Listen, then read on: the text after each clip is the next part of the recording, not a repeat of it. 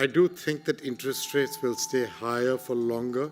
That can be a complicated event in many ways. I believe that wars are completely and extremely challenging for central banks.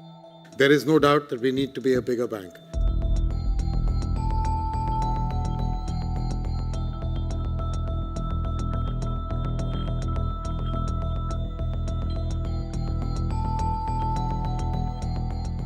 There's no doubt that inflation has begun to come down.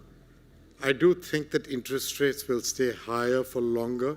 That can be a complicated event in many ways, both for investments as well as for people who over the years had got used to a lower interest rate environment. I believe that wars are completely and extremely challenging for central banks who were trying to find their way out of a very difficult situation to a relatively soft landing.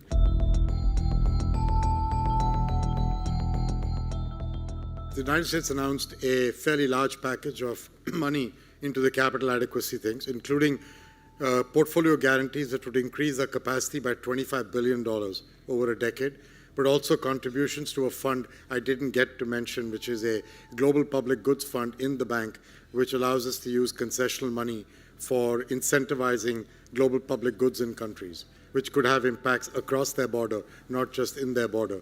Other countries have contributed. Germany has put in money into the hybrid capital instrument, and in fact, that alone gives me another $2.5 billion of lending capacity over a decade. There are a number of other countries, the Nordics, the Saudis, others who are discussing with us different aspects of contribution to these instruments. I'm quite hopeful that over the coming weeks, we will get to that. That's how the $150 billion number of extra capacity, 40 to 50 from the loan to equity ratio, about 100 put together from all of these. There is no doubt that we need to be a bigger bank.